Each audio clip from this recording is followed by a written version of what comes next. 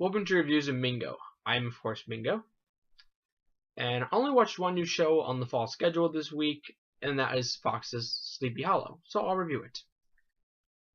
Let me tell you why I picked the show. It's not a show I usually pick, actually. It has a lot to do with magic, science fiction, and myths. Now, of course, I've watched a few shows with this type of premise, and I've enjoyed them. I've always liked the story Sleepy Hollow. As a kid, I remember them playing in grade school this Disney video towards Halloween every year about the story. I always enjoyed it, actually. I thought it was really good. And when I heard Fox was developing a series based around it, the green lights went off, and it was, yes, I have to watch this. This is a must-watch in my book. And my original thought is the series is going to be based around the Headless Horseman in 1781. Instead, when I heard the story has to do with Ichabod Crane trying to track down the Headless Horseman in 2013, it kind of went a little like, okay, I'll still watch it, but the expectations have gone down. Then I see the trailer, and the trailer again kind of brings down the expectations because it's not really that great of a trailer. And of course, it has some nice moments, but it's not really what I hoped for. And then Pilot Day came, and I was really excited. I was like, alright, gotta be on the couch by 9 o'clock, gotta watch the show.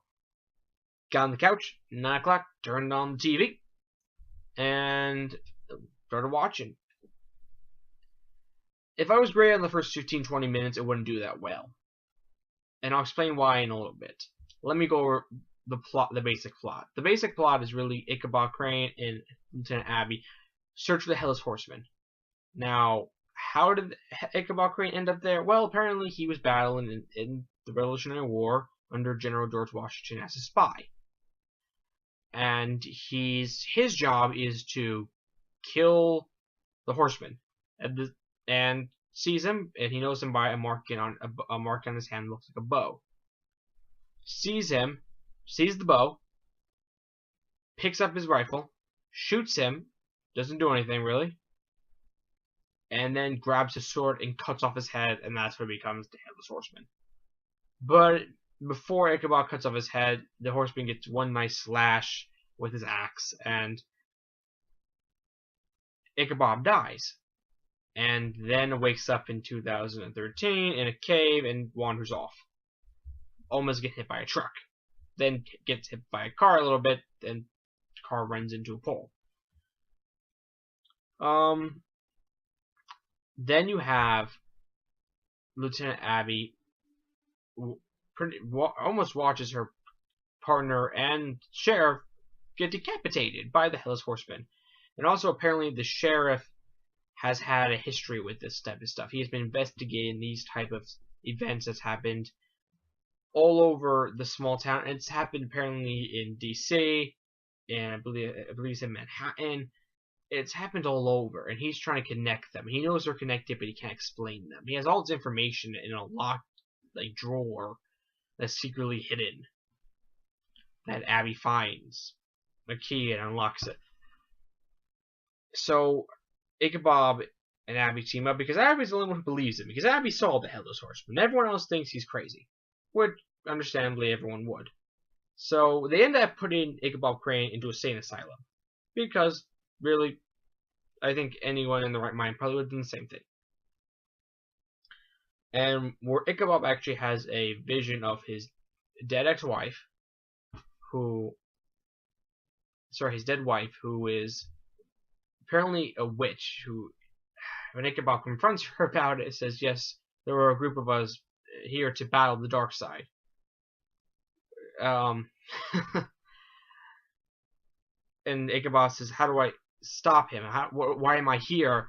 And she explains that when you killed the horseman, and when he slashed you and you died, your bloodstreams mixed, and you are both connected. So when he came back to life, you did too. You must stop him and must save me from this place. And he kept on asking her, how? How do I save you? How do I save you? What do I do? What do I do? And she delivers what people are calling one of the silliest lines of the year. The answers are in Washington's Bible.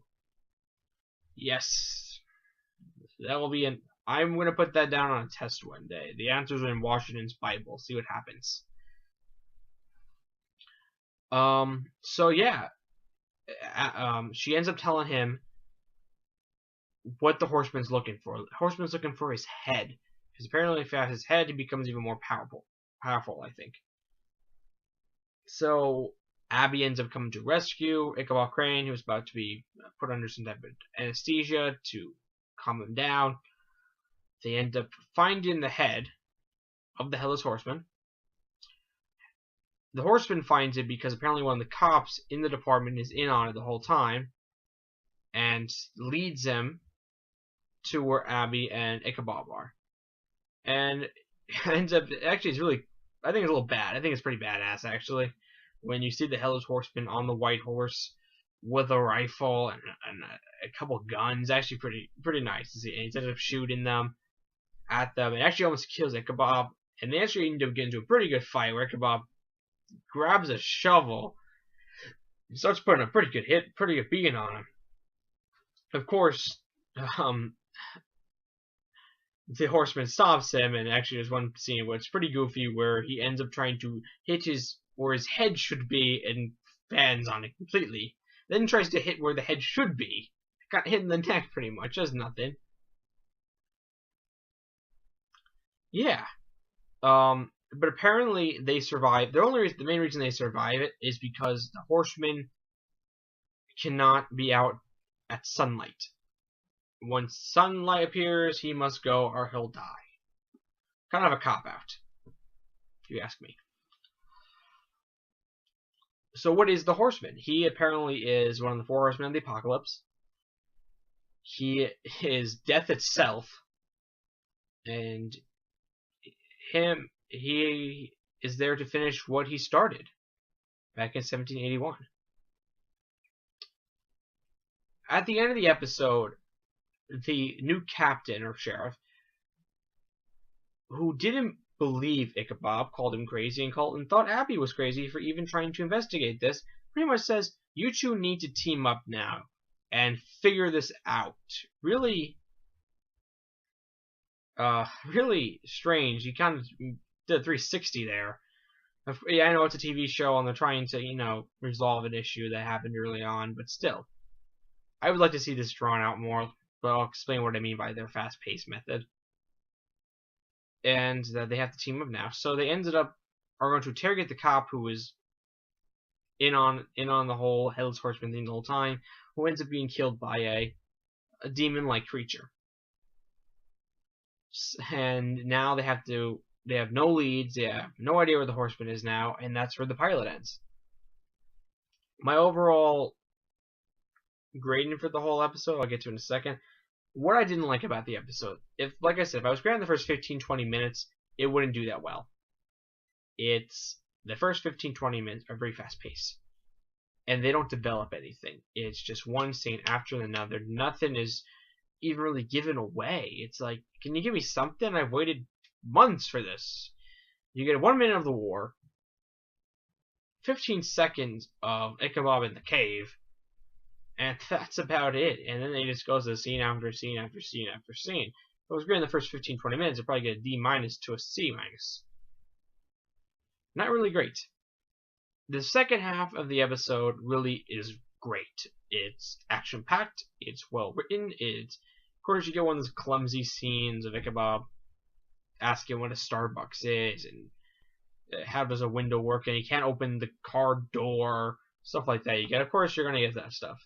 We're going to get that for the next couple episodes, I assume. But the second half's great, especially that battle between Ichabod and the Headless Horseman again. That is a great battle.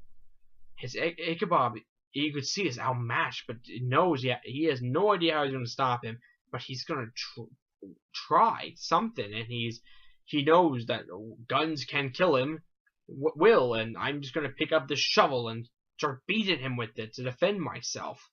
Really great battle. It's really, I liked it. I thought it was really good. My overall grade would be a B. I give the show a B, and I recommend it to people who like this type of show. like the science, myth, magic stuff. If you like it, I would check it out.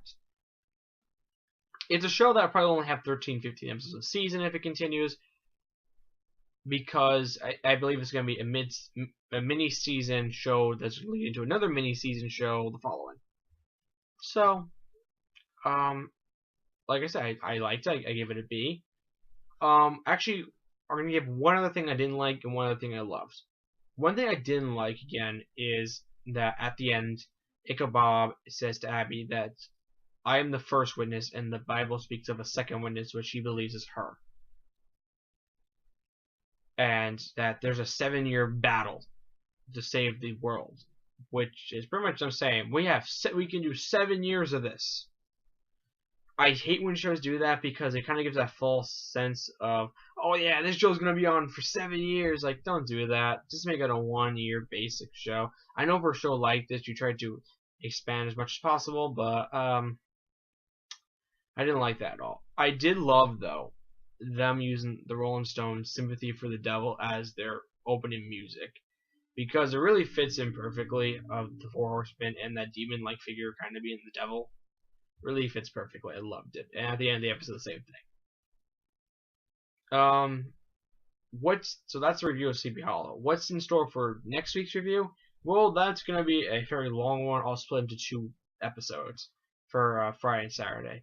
We have a lot of shows. I'll just give you some of them to look forward to. The Blacklist, the final season of How I Met Your Mother, Marvel Agents of S.H.I.E.L.D., Chicago Fire, Parks and Recreation, the Michael J. Fox Show. There's just 6 shows that will be. Those are just 6 of the big ones that I review. There are many more. So until next week, have a good day, and make sure to tune in on Tuesday for the next episode of Mingo Trying to Work. Thank you.